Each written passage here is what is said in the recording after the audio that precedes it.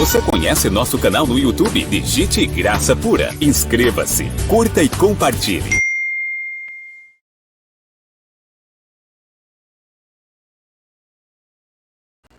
Olá, abençoados! Graça e paz, sejam todos bem-vindos ao canal da Graça Pura. Eu me chamo André Pimentel, às suas ordens, querido. Seja bem-vindo ao canal da Graça Pura. Olha, nós aqui pregamos o verdadeiro evangelho que foi dado ao apóstolo Paulo, que se encontra de Romanos a Hebreus. E você está ouvindo justamente as mensagens que com certeza irão mudar a sua vida para sempre. Bom, queridos, vocês já ouviram algum líder do sistema religioso dizer que para ser salvo você tem que frequentar alguma igreja, de preferência dele, claro. Você já ouviu isso? Eu já ouvi muitas vezes. Você sabia, abençoados, que isso é um axioma? Você já ouviu falar dessa palavra? Um axioma é algo que o homem determinou como uma verdade absoluta. Isso para eles lá do sistema religioso, né, abençoado? Então eles criaram essa frase e estabeleceram, através dos seus concílios, onde eles foram mudando totalmente o formato da igreja primitiva até chegar aos dias de hoje. Por isso que eles insistem que você volte a frequentar os cultos. Eles falam, vocês têm que voltar, todas as vezes que tiver culto, vocês têm que estar aqui, porque sem nós não há salvação. Essa é a grande verdade que esse sistema prega. Só que isso é uma falácia. Isso aí, abençoado, é um argumento que não tem fundamento bíblico. Isso aí foi documentado em um dos concílios, como eu falei para vocês, datado do ano de 1442, o concílio de Florença, né, onde ficou estabelecido por eles, através de documentos, esse axioma, que não há salvação fora da igreja. O famoso texto extra ecclesiam nulla salus, que é uma palavra no latim que quer dizer que não há salvação fora da igreja. E que também, em um concílio agora recente, entre os anos de 1962 e 1965, conhecido como Concílio do Vaticano II, voltaram a afirmar esse documento como sendo um documento divino. Agora, abençoado, será que isso é uma verdade absoluta? Ou isso é mais uma mentira absoluta do sistema religioso que contaminou a terra durante 2000 anos? E a Bíblia sustenta essa tese? Será que a Bíblia fala sobre isso? Que fora do sistema religioso não há salvação? É isso que veremos nesta mensagem. Vamos mostrar, na época que Jesus viveu entre nós, se ele mandou alguém ir para a igreja quando foi perguntado. Vamos ver também quantas vezes ele foi à igreja e por que foi à igreja. E depois vamos trazer o contexto histórico, né? Aí é a parte também muito importante. Vamos trazer o contexto histórico através do achado de uma coleção chamada Nag Hammadi, que indica que dentro dessa história, da história do sistema religioso, da história do cristianismo, a única coisa que ficou clara foi a divisão dos homens atrás do poder. E que hoje estão aí para a gente notar que isso é uma veracidade. Hoje eles brigam, na realidade, por poder. Vamos ver também aquele famoso versículo de Hebreus que os religiosos jogam na cara daqueles que pensam iguais a nós, por exemplo, né? Que não precisamos ir à igreja para sermos salvos. Afinal, igreja só é igreja quando nos reunimos. E não nos reunimos para ser salvos. Isso é mais uma mentira do sistema religioso. Somos salvos, por isso nos reunimos. Ok? Preparados? Graça neles!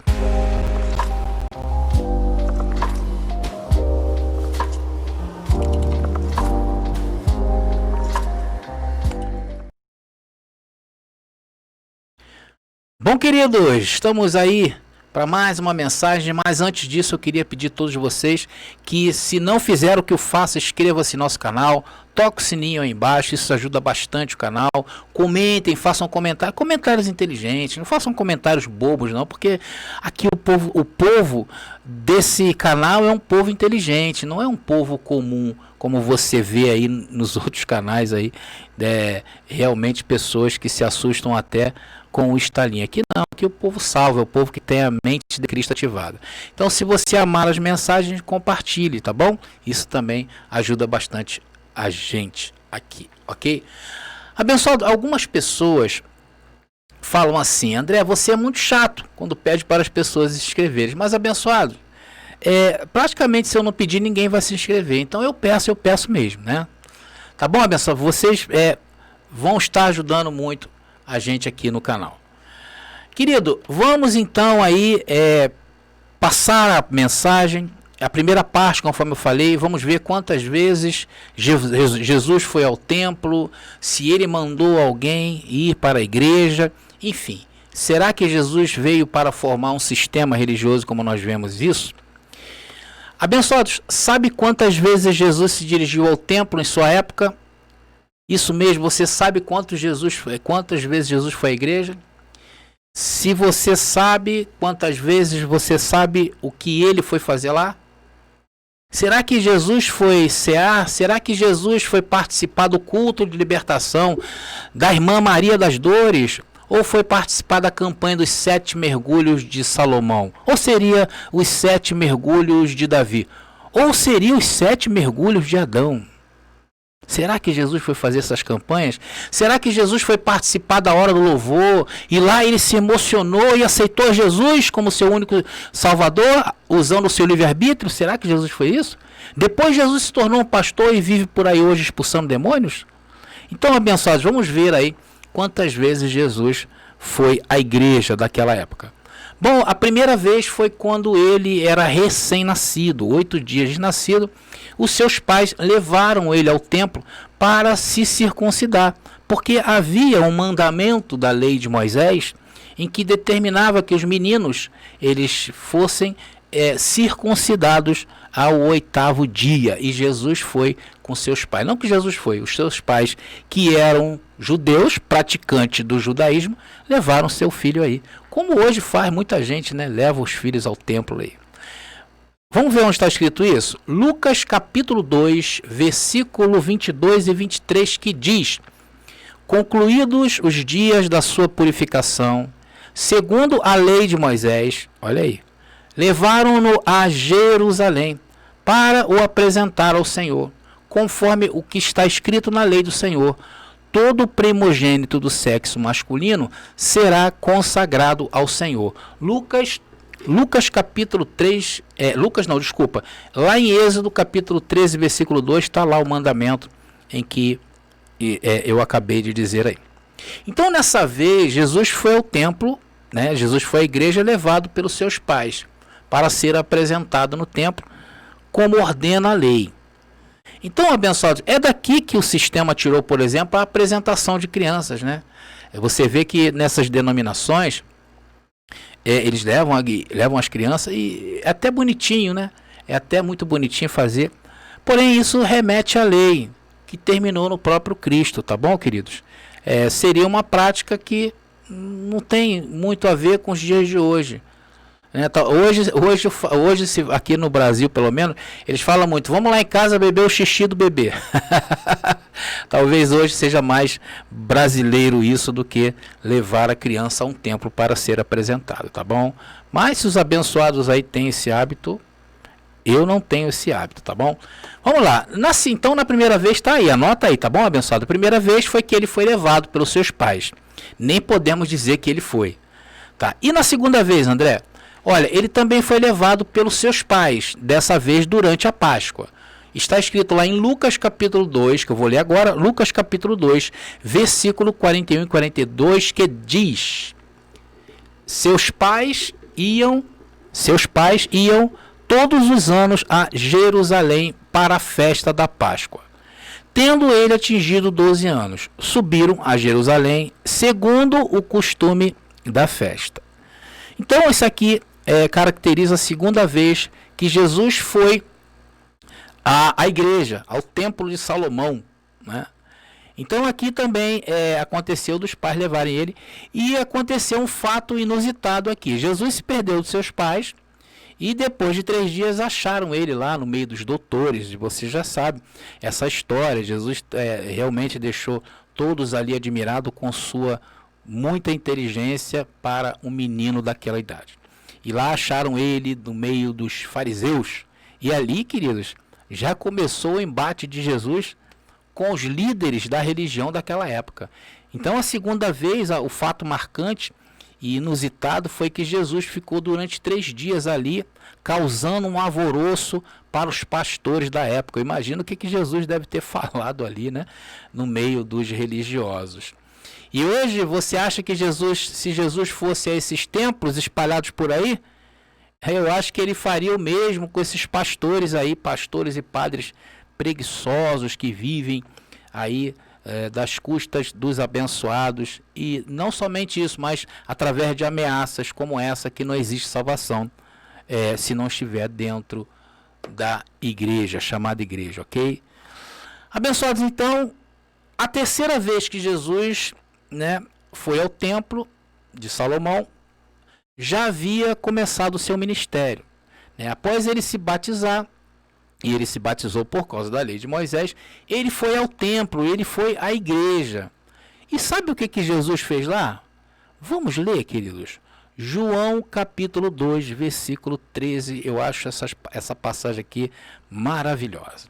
E diz: estava próxima a Páscoa dos judeus, e Jesus subiu a Jerusalém.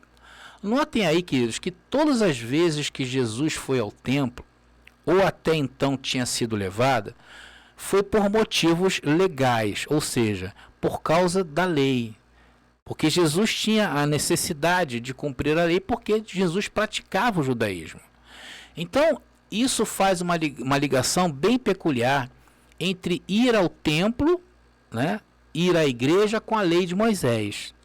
Porque havia essas festas, haviam as práticas que eram realizadas dentro do templo, em que obrigavam as pessoas a ir ao templo. Só que isso foi na lei de Moisés. Importante isso aí. Hoje nós sabemos que a lei se findou. Veja o que Paulo disse em Revelação sobre o fim da lei. Romanos capítulo 7, versículo 4, que diz: assim, meus irmãos, também vós estáis mortos para a lei, pelo corpo de Cristo, para que sejais de outro. Quem é esse outro? Daquele que ressuscitou dentre os mortos. Por isso que nós, em graça, servimos ao outro. Qual outro, André? Ao que ressuscitou dentre os mortos. Mas não é a mesma coisa? Claro que não. O próprio apóstolo Paulo colocou isso aí. Ele não estava sendo redundante nisso aqui. Ele estava indicando que era necessário ser do outro. É por isso que hoje o sistema religioso está perdido, porque se agarrou no que Jesus fez, e não daquele que ressuscitou dentre os mortos, a fim de que demos frutos para Deus. Olha aí, você só pode dar fruto para Deus se você estiver com o outro. E lá no sistema religioso você não vai encontrar o outro. Você vai encontrar o outro do outro. O outro do outro é o teu pastor, ou o teu padre. Então, se na lei fazia-se essa observação de ir a templos para haver perdão de pecados e, consequentemente, salvação, tá? Mas isso não se dá nos dias de hoje. Voltava depois da expiação dos pecados do povo de Israel, havia uma reconciliação com Deus, porque o povo estava sem pecado. Mas daí mais um pouquinho, 5 minutos depois, o povo pecava de novo. E era assim que acontecia. Vamos lá, Romanos capítulo 7, versículo 6, mais uma evidência de que a lei foi tirada, tá? E diz ali, olha: mas agora temos sido libertados da lei, tendo morrido para aquilo em que estávamos retidos, para que sirvamos em novidade de espírito e não na velhice da letra. E não na velhice da letra aí, está falando da lei. Então, abençoados, hoje o que eles chamam de igreja nada mais é um local que mais parece um clube. Entendeu, abençoados? E deixar de ir a um clube não significa nada. A realidade é essa. Hoje a função dessas igrejas espalhadas aí é cumprir uma função social, talvez de um clube aí. Porque se a gente for analisar as doutrinas, né? Eu conheço várias pessoas, principalmente pessoas de idade, né, que se agarram muito porque ali tem conhecidos, e aí tem curso de crochê, e aí vai visitar aqui no Rio de Janeiro, por exemplo, o Pão de Açúcar, né? Então é uma oportunidade. Várias igrejas fazem esse trabalho aqui, mas tudo para manter ali a sua membresia. Então, Jesus entrou no Templo de Salomão, em São Paulo, e... Será que Jesus entrou no Templo de Salomão, lá de São Paulo? Eu acho que não, hein? Vamos lá, vamos ver João capítulo 2, versículo 14, continuando a narrativa da terceira vez que Jesus foi ao templo, e foi por causa da lei. Encontrou no templo os negociantes de bois, ovelhas e pombos, e mesa dos trocadores de moeda. Jesus encontrou ali a cantina da igreja, o bazar da igreja, né? Jesus encontrou os negociantes em cima de púlpitos, negociando a tua salvação, dizendo que você precisa estar dentro da igreja para ser salvo. Igreja aqui é denominação, você precisa dar seu dízimo, você precisa praticar, dar o seu melhor, tudo é dinheiro, queridos. Então olha aí o que estava acontecendo naquela época. Jesus ali encontra uma coisa que não era para estar ali dentro do Templo de Salomão. E daí você já sabe o que Jesus fez, né, abençoados? Meteu um sarrafo em todo mundo ali e provocou muita ira dos pastores lá da época, né? Se Jesus fosse no Templo de Salomão e fizesse isso lá em São Paulo, né, com certeza Jesus iria conhecer o quarto escuro dos seguranças do Templo de Salomão. Estava arriscado, se Jesus fizesse isso lá no Templo de Salomão, tomar um piau. Mas vamos à quarta vez aqui que Jesus também foi ao templo. Jesus estava chegando perto do seu fim, o fim do seu ministério, como homem. Então Jesus subiu de novo a Jerusalém. E chegando ao templo, a igreja, né, viu que não mudaram em nada a sua postura, não adiantou nada. Jesus bateu o sarrafo. E quando Jesus volta, estava lá os vendilhões, né, a barraquinha do sumo sacerdote, que era mais frequentada lá por todos. Ganhava-se muito dinheiro naquela época e também nessa, por causa dessas historinhas aí de ter comércio, né, abençoado? E o pior é o comércio da fé. Né? Nem o comércio de vender o bazar lá não, porque a pessoa comprou a mercadoria e ela vai vender uma coisa que tem que ter lucro. Mas em relação ao comércio da fé, isso aí é terrível. Então estava lá, vamos lá ver, Mateus capítulo 21, versículo 12, que diz: Jesus entrou no templo e expulsou dali todos aqueles que se entregavam ao comércio. Derrubou as mesas dos cambistas e os bancos dos negociantes de pombas. Olha o que Jesus fez aí, lá dentro do templo de Salomão. Então depois o Senhor disse, né? O Senhor disse que a casa dele era a casa de oração. Abençoado, lembrando que aqui nós estamos tratando, né, de quantas vezes o Senhor foi ao templo e o que ele foi fazer lá. Vimos então que as únicas foram essas 4 vezes que Jesus foi ao templo. Jesus só foi à igreja 4 vezes, abençoado. Olha, eu sou mais religioso do que Jesus, porque na época do sistema eu ia todos os dias. Tinha a porta aberta, eu estava lá, com medo de perder minha salvação. Então vimos que estas únicas 4 vezes que Jesus foi ao templo foi para cumprimento da lei. Tá, abençoado? Nós estamos tratando aqui de quantas vezes o Senhor foi ao templo e o que foi fazer lá. Então, veja, interessante que teve uma mulher samaritana que perguntou a Jesus onde era o local de adoração, né? Então, em João capítulo 4, versículo 20 e 21, vocês já estão vendo aí, Jesus foi perguntado onde deveria ser a adoração. Será que Jesus falou que é ali no viaduto do Chá, em São Paulo? Será que Jesus falou que é aqui na Avenida Brasil, no Rio de Janeiro, onde tem um templo enorme ali? Vamos ver. Nossos pais adoraram neste monte, a mulher falando para Jesus. E vós dizeis que é em Jerusalém o lugar onde se deve adorar. Não que Jesus falou que era em Jerusalém. Ali ela estava falando dos judeus. E os samaritanos adoravam no monte. E os judeus adoravam em Jerusalém. Então ele falou, dirigindo ao judeu, que é Jesus, né? E falou, né, que vocês falam que Jerusalém é um local de adoração. Disse-lhe Jesus: mulher, crê que a hora vem em que nem neste monte, olha aí, abençoados, nem neste monte, nem em Jerusalém adorareis o Pai. Abençoado, e quando Jesus se refere a Jerusalém, ele não está falando da cidade de Jerusalém, ele aponta para a igreja.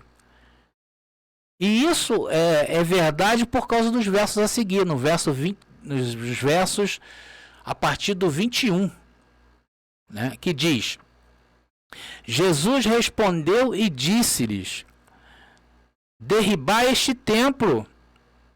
Olha aí, Jesus mandou derrubar o templo, e em 3 dias o levantarei. Disseram, pois, os judeus. Aí os judeus que andavam com Jesus, né, os religiosos também, porque Jesus era o mestre. Aí os judeus falaram: em 46 anos foi edificado este templo, e tu o levantarás em 3 dias? Mas ele falava do templo do seu corpo, ou seja, dentro de nós. Queridos, está aí o que Jesus falou acerca da igreja de Paredes. Ele falou que iria derrubar e construir em 3 dias. E foram 3 dias o período da morte e ressurreição de Cristo. André, você está falando aí que não precisamos nos reunir como igreja? Não estou falando nada disso. Não ponha palavras na minha boca, por favor. Estou trazendo uma mensagem que é contra o argumento de que para ser salvo tem que ir a um local que eles lá chamaram de igreja. Estou falando do sistema religioso. Também você não se reúne em graça como igreja para ser salvo, queridos. Você não se reúne como igreja em graça para ser salvo. Essa não deve ser a ideia dos encontros em graça. Eu acredito que ninguém faz isso. Logo, Jesus nunca disse que para ser salvo precisa estar dentro do templo. E eu mesmo, conforme eu falei para vocês, fui mais vezes do que Jesus. Eu era um tremendo religioso. Então, queridos, está aí. Dentro da Bíblia não encontramos Jesus falando para ir a um templo para ser salvo. Como é que a igreja inventa um negócio desse? Abençoado, Jesus tinha o que fazer quando foi ao templo. Jesus não ia ao templo à toa. Vocês estão entendendo? Muito menos Jesus mandou aí frequentar um local que tem placa para ser salvo. Isso é uma falácia. E ainda mais fazer o que esses locais hoje praticam. Eles expõem seus corpos para praticarem a lei de Moisés. Olha que absurdo. Isso é totalmente descontextualizado da Bíblia. Isso não tem na Bíblia. Queridos, agora vamos ver. Essa parte é uma parte muito interessante. Vamos ver um pouco da história do chamado cristianismo, esse cristianismo falso, esse mesmo de Constantino. Vamos ver o real motivo por que ela foi criada. Então eu falei no começo sobre essa coleção, a coleção de Nag Hammadi. Vocês já ouviram falar o que é isso? Abençoados, isso é uma coleção de livros, tá? Que foi um achado inestimável para a ciência. Até então, a igreja romana, ela se impunha muito para que esses livros não viessem à tona. Esses livros são há poucos anos atrás, que surgiu aí para que as pessoas tenham conhecimento. Até então estava em oculto. Não havia sido ainda anunciado esse achado inestimável. São livros que datados de mais ou menos 1600 anos atrás. Livros importantes, são 13 livros dessa coleção, que através dela remontaram a história do cristianismo. Tiveram que fazer uma remontagem na história do cristianismo. A história oficial já não é mais a oficial. A história mudou por causa desse achado. Vocês estão entendendo? Então ali mostra o que houve entre a ressurreição de Cristo até o 4º século, onde Constantino oficializou a religião cristã como sendo a única em Roma. Olha, amados, estes livros presumem que foram escritos entre o 1º e 4º século da era cristã. Estes livros, para a igreja romana, ele foi chamado de apócrifos. Eles não estão dentro do canon que a igreja considera como canon. Só que hoje são livros conhecidos por ele e tem valor enorme para a história. Eles querem também desvendar a história. Entendeu, abençoados? Então, ali havia livros, por exemplo, como a Oração de Paulo, o Apocalipse de Paulo, o Evangelho de Tomé, o Evangelho de Filipe e tantos outros. Maria Madalena. Olha, eu vou estar deixando aí para vocês de presente, na lista, nas descrições deste vídeo, a lista desses livros apócrifos achados nessa coleção aí, tá bom? Vai estar aí, para que vocês venham entender a Torre de Babel que houve com o cristianismo raiz, o primeiro, depois da morte de Jesus. Então, após a morte de Jesus, haviam várias pessoas que ouviam falar de Jesus de Nazaré e ficavam impressionados com sua história e queriam seguir aquele que dizia que ressuscitou dos mortos. Sendo que não havia uma unidade, haviam várias pessoas, vários grupos separados e pregando Jesus da forma que lhe convinha, da forma livre, da forma que eles viam a história naquele tempo. Só que não havia uma unidade. Então, os grupos, por exemplo, mais conhecidos, os mais eminentes, nessa época começaram a ganhar força. Esses livros que eu estou falando, esses 13 livros, eles corriam as cidades, corriam as aldeias cristãs da época. E estes lá, quando chegavam, dependia da liderança, eles aceitavam ou não. Ó, chegou um livro aqui da Oração de Paulo, eu não quero, isso aqui eu não aceito. Chegou aqui o livro de Mateus, isso aqui não, esquece. Era eles que decidiam os livros que poderia ali haver algum conteúdo que fosse bom para eles. Então, cada comunidade cristã tinha uma visão sobre o que seria Cristo para eles. Então, existiam, por exemplo, os docetas. Tá? Os docetas não é doce não, tá bom, abençoado? Era um grupo chamado os docetas, que defendiam que Cristo, na realidade, nunca existiu como homem. Então, era um pensamento desses cristãos, dos docetas, que eles negavam a existência de Jesus como homem. Já existia um outro grupo chamado os ebionitas, tá? Que eles criam que somente após o batismo Jesus foi adotado por Deus. Você vê que era a cabeça do povo ali. Já existia um outro grupo chamado os ofitas, que eles acreditavam que Caim era o representante espiritual mais elevado. Eles consideravam a morte de Cristo um crime contra o universo, porém julgavam que foi uma morte necessária. Tinha os gnósticos. Já os gnósticos eram uma classe bastante importante nessa época, bem numerosa, que adotavam uma vida ascética. Negavam a matéria e acreditavam que o conhecimento era o caminho para a salvação. Então, queridos, existia tudo isso. Né? Algumas facções também defendiam que Deus possuía um princípio masculino e outro feminino. E de fato as mulheres desses grupos lá, que pensavam assim, atuavam como líderes, como mestras, profetisas.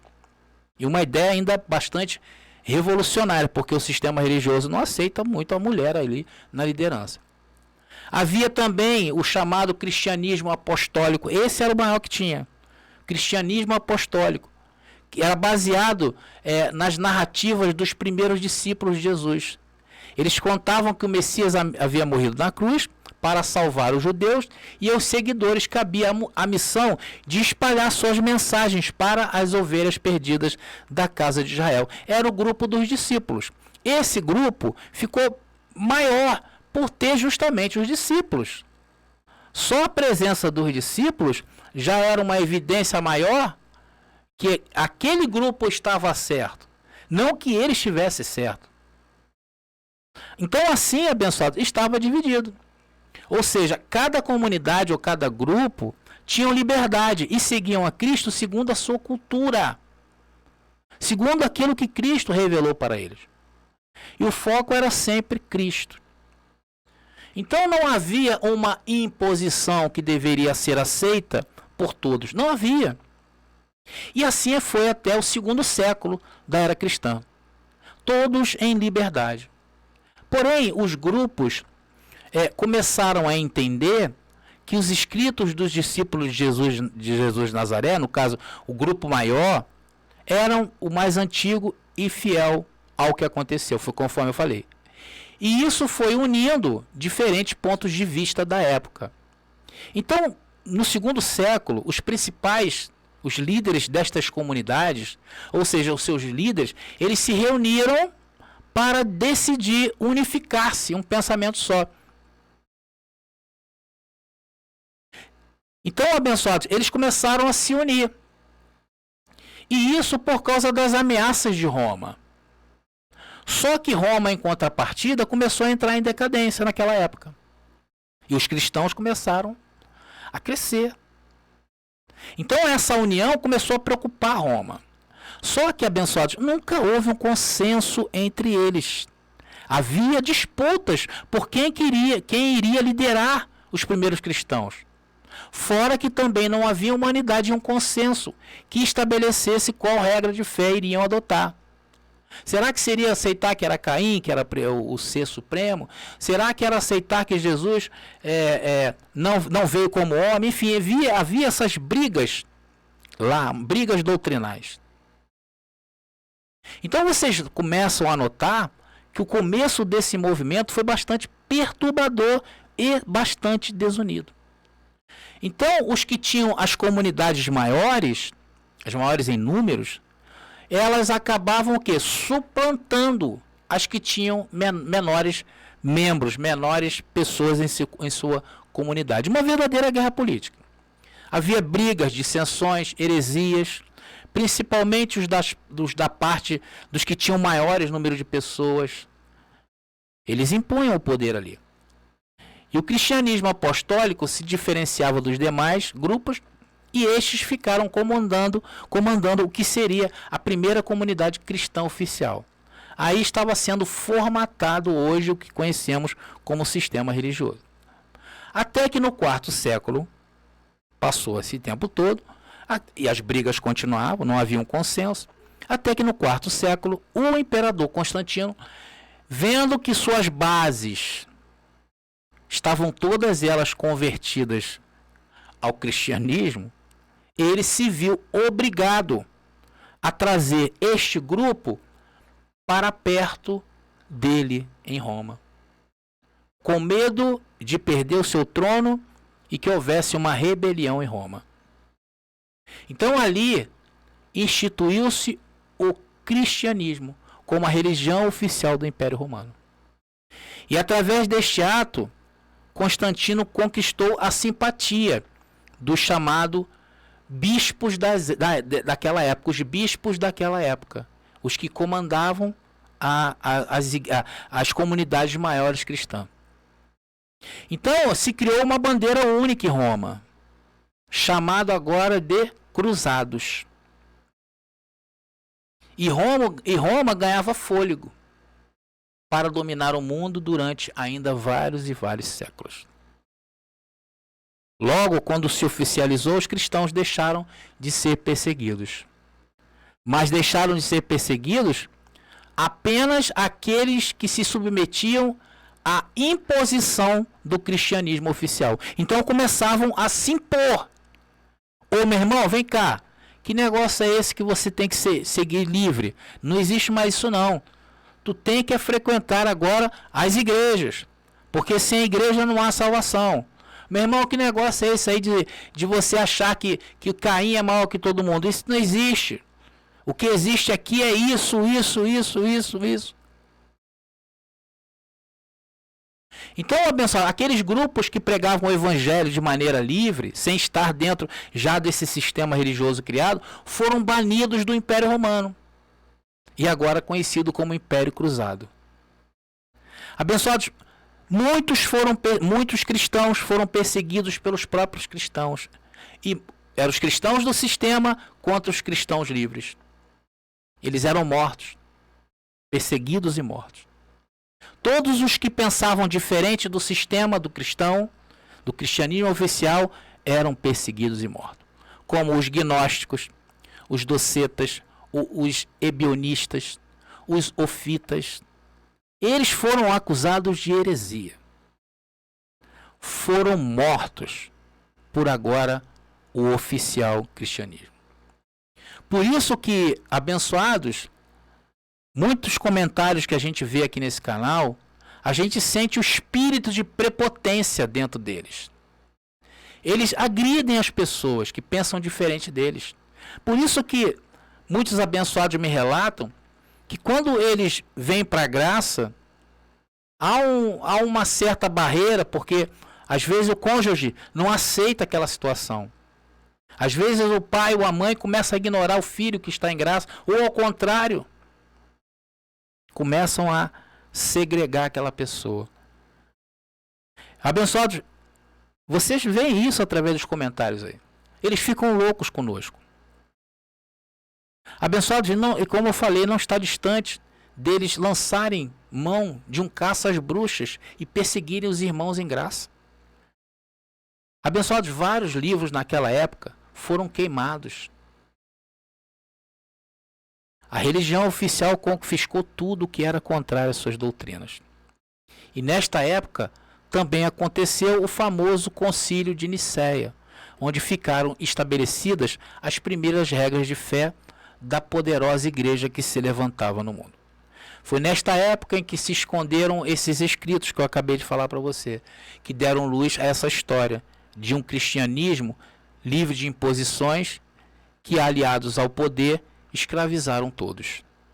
E a barbárie dessa igreja continuou, tá? Matando quem se intrometesse em seu caminho. E a história do sistema é uma história sangrenta. Hoje eles detêm o poder. Eles estão aí atrelados ao poder e se tornam ferozes quando suas doutrinas são atacadas. Pregam que não há salvação fora da igreja. Isso é um absurdo. E hoje eles detêm esse poder. Está aí uma história estabelecida e fortificada com homens, por homens e para o homem. Visto que a ideia de Jesus, conforme eu falei, nunca foi estabelecer um sistema religioso. Jesus veio para libertar seus filhos.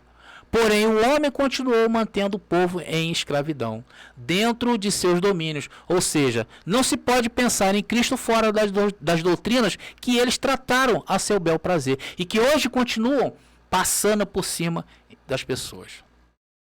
Está aí a história, está aí o que Jesus falou, está aí quantas vezes ele foi à igreja e agora a decisão é sua. Agora eu quero trazer um texto que, para terminar, um texto que o pessoal do sistema usa muito para manter presas as pessoas ao sistema, que é Hebreus 10, 25. Quem nunca ouviu isso aí? Vamos ler. Que diz assim, olha: não deixemos nossas assembleias como alguns costumam fazer. Procuremos antes animar-nos sempre mais à medida que vedes o dia se aproximar. Queridos, a primeira coisa que eu quero deixar bem claro nessa mensagem é que eu não estou dizendo que os irmãos não podem se reunir, tá bom? Eu acho que isso se faz necessário sim, desde que se mantenham a liberdade de cada um, na maneira como queiram expressar a liberdade que Deus nos deu. Que os encontros sejam para a edificação do corpo de Cristo e que se conserve a máxima de que igreja somos nós, reunidos e unidos em um mesmo sentido. Nós mesmos aqui do Rio, conforme eu venho anunciando para os abençoados, vamos fazer aí a nossa primeira reunião. Vamos nos reunir como igreja. Acredito que vai ser em março aí, mais para frente vou estar anunciando. Mas vamos voltar ao texto aqui, que diz que a necessidade de estar reunidos e que os pastores adoram usar isso aí. Abençoados, é claro que aqui Paulo apontava para o motivo maior desta reunião. Qual era o motivo? Era que o dia do Senhor estava chegando. Então esse era o motivo das reuniões. E esse fato aconteceu com a destruição da cidade de Jerusalém, com seus mais de 100 mil mortos, que os abençoados já sabem, no ano 70 depois de Cristo, onde destruíram o templo e fizeram ali aquelas coisas todas, destruíram o antigo sistema religioso dos judeus. Então o que Paulo estava dizendo aqui, e nessa carta de Hebreus, capítulo 10, versículo 25, não é isso? É que todas as reuniões têm que ter um objetivo. Hoje, é claro que o nosso objetivo é crescer na graça e no conhecimento. Hoje, a nossa reunião não tem mais nada a ver de anunciar a vinda do Senhor. O sistema continua falando isso, porque o sistema é futurista. Eles vão ler lá, Jesus virá daqui a 10 mil anos, ele vai continuar achando que Jesus virá. Ele não observa as coisas. Ele não sai dali, olha a sua volta e entende que aquilo ali foi para aquela época. Ele não entende isso. Ele entende que Jesus vai voltar. Pode ser daqui a 1 milhão de anos. Se ele ler lá, Jesus vai voltar. Então, queridos, a nossa reunião é livre. Nós cremos que Jesus já veio e habita em nós. Não vivemos mais nós, mas ele vive por nós. Paulo deu um exemplo disso. Vamos ver em Efésios capítulo 5, uma reunião em graça. Capítulo 5, versículo 19 e 21, que diz: falando entre vós em salmos e hinos e cânticos espirituais, cantando e salmodiando ao Senhor no vosso coração. Olha aí. Dando sempre graças por tudo a nosso Deus e Pai, em nome de nosso Senhor Jesus Cristo, sujeitando-vos uns aos outros no temor de Deus. Glória a Deus. Esse é o espírito da nossa reunião em graça. Tá bom, queridos? Então entendemos aí que esse Hebreus 10, 25 foi para aquela época e claro que também serve para os dias de hoje. Quanto mais nós estivermos nos reunindo para o conhecimento, para crescer, com certeza isso faz um bem sim para nós, ok? Então chegamos ao final de mais uma mensagem e vimos que Jesus não veio estabelecer que a partir da sua vinda todos teriam que frequentar uma igreja e de fazer de suas regras, a regra da igreja doutrinar, as doutrinas da igreja. Jesus veio e enquanto esteve aqui, veio com a missão de anunciar o fim de um sistema religioso. Olha aí, ainda tem isso. Jesus veio anunciar o fim de um sistema religioso e o homem cria outro. E o sistema da época era o judaísmo. E ali Jesus batia de frente. Vocês sabem a história de Jesus de Nazaré, batendo de frente ali com os pastores da época. Atos estes que fizeram com que os pastores tirassem a vida de Jesus. Os pastores tiraram a vida de Jesus. Os sacerdotes tiraram a vida de Jesus. Só que a sua morte, a morte de Jesus, desfez justamente a inimizade entre Deus e seus filhos, que era o sistema religioso e a sua lei que os acusavam e o condenavam. Jesus veio para tirar a lei. E foram todos novamente aprisionados pelo novo e mais feroz ainda sistema religioso, o sistema cristão do cristianismo. Porque esse sistema hoje detém todo o poder. É um poder tremendo. Mas Deus, que é rico em misericórdia, nos amou, nos predestinou em amor e nos salvou do sistema religioso e suas doutrinas. E hoje nós pregamos a verdade do Evangelho em total liberdade, longe dos homens maus e perversos do sistema religioso. Efésios capítulo 2, versículo 4 e 6 para encerrar. Mas Deus, que é riquíssimo em misericórdia, pelo seu muito amor com que nos amou, estando nós ainda mortos em nossas ofensas, nos vivificou juntamente com Cristo. Pela graça sois salvos, e nos ressuscitou juntamente com Ele, e nos fez assentar nos lugares celestiais em Cristo Jesus.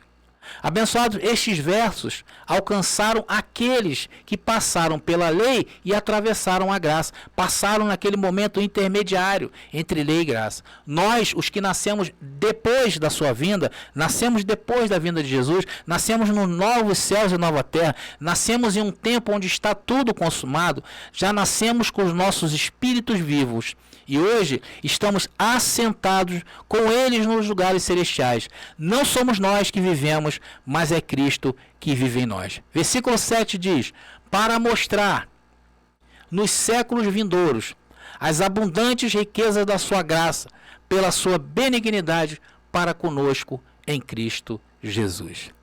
Então, amados, hoje nós vivemos a abundância da graça, pela sua bondade para conosco em Cristo Jesus. Hoje, meu amigo, você que vai a uma dessas denominações que chamaram de igreja e que na verdade é um sistema feito para aprisionar você e sua família. Talvez, abençoados, você aí pense igual a mim que um dia eu também pensava, se eu faltasse um culto, eu estava cometendo um pecado e que seria condenado se Jesus voltasse. Só que eu estava sem um conhecimento bíblico, porque a salvação não é da igreja, a salvação é de Deus, é para abrir os olhos para essa falsa igreja e suas doutrinas infernais e humanas. Ou seja, a verdadeira salvação é aquela que te coloca fora destes lugares que os homens chamaram de igreja. Então estamos encerrando mais essa mensagem.